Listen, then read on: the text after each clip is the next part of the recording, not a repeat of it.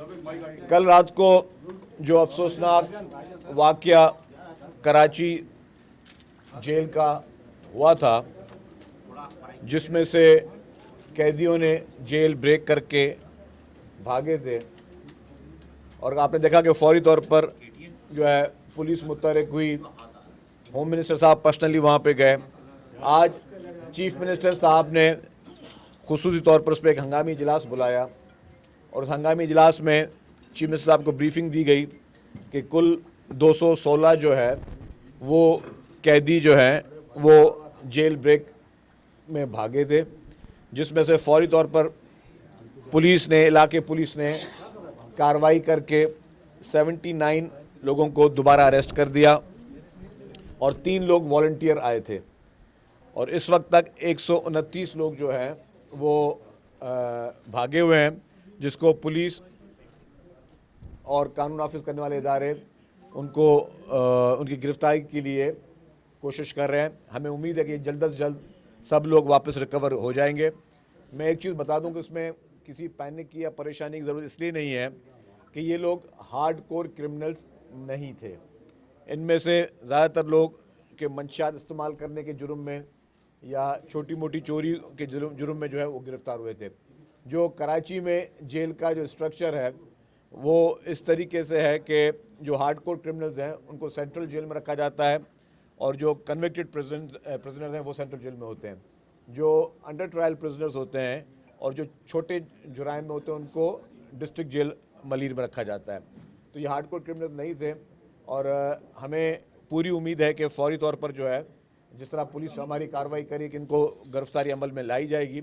इसमें से अभी मैं आपके मीडिया के ज़रिए ये हम लोग गवर्नमेंट ने फैसला किया है कि 24 घंटे के अंदर जो लोग वॉलंटियरली वापस आ जाते हैं, जो कैदी या जो पुलिस को सरेंडर करते हैं, तो उनके खिलाफ कोई सख्त कार्रवाई नहीं होगी।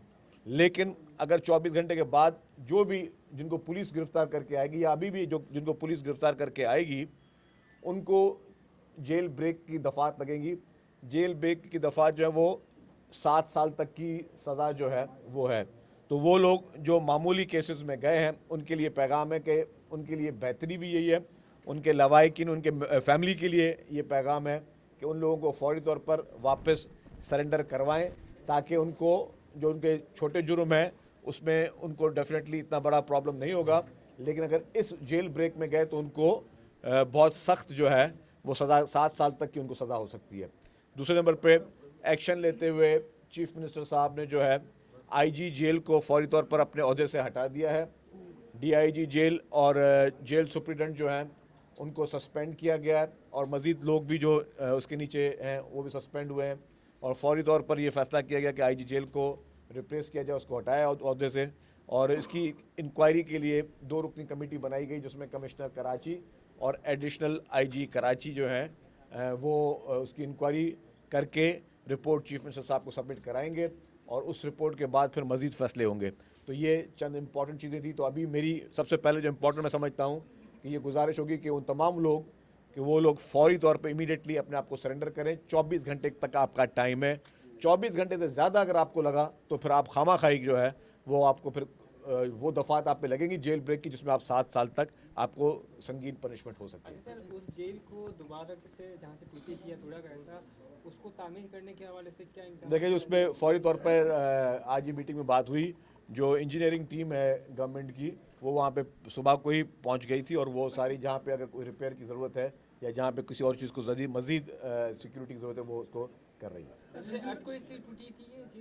ये खबरें चली। देखिए, अर्थ को अभी इसलिए हमने कहा कि इंक्वायरी कमेटी बिठाई है, इंक्वायरी कमेटी फैसला करेगी, और वही जो है वाज़े तौर पर बता सकेगी कि क्या क्या इसके महरक़ात हैं।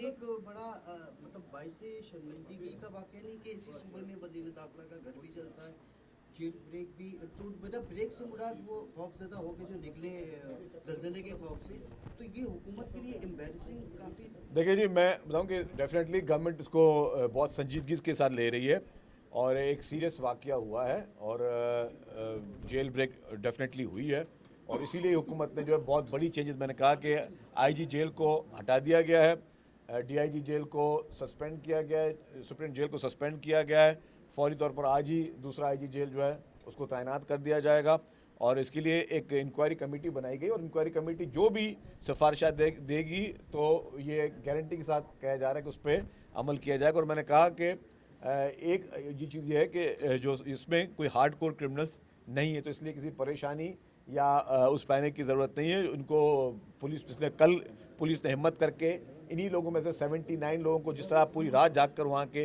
इलाके के एसएसपी ने और पुलिस ने वहाँ पे कार्रवाई की और एफसी ने भी वहाँ पे जो तैनात थी उस जेल पे, एफसी ने भी फौरी तौर पे जो रिएक्शन दिया उसमें एफसी के लोग भी ज़ख्मी हुए हैं। तो मतलब ये एक गवर्नमेंट प्रोएक्टिव थी। और आपने कहा कि रात को ही जो है होम मिनिस्टर पर्सनली उन्होंने भी विज़िट किया और बाकी भी एहलकारों ने विज़िट किया, तो मैं समझता हूँ कि ये गवर्नमेंट जो है प्रोएक्टिव है। लेकिन ये इंसिडेंट हुआ है और उसको बहुत संजीदगी के साथ सीएम साहब ने इसको सख्ती से उसको नोटिस दिया है। उसी जेल में बड़ी मुश्किल से गिरफ्तार होने वाले अफगानियों की बड़ी तादाद थी जो गैर कानूनी मुकीम थे और कुछ पॉलिटिकल कैदी भी थे, तो वो सब मौजूद हैं या उनमें भी कुछ हुआ है? दूसरा ये क्या अब तक कोई दहशतगर्दी का अंसर भी सामने आया है? नहीं, अभी तक इसमें कोई, मैंने कहा कि तो इंक्वायरी आने दें, कोई ये टेररिज्म का एक्ट नहीं है। और ये पैनिक अर्थक्वेक के बाद ही हुआ था जो अभी तक की रिपोर्ट है।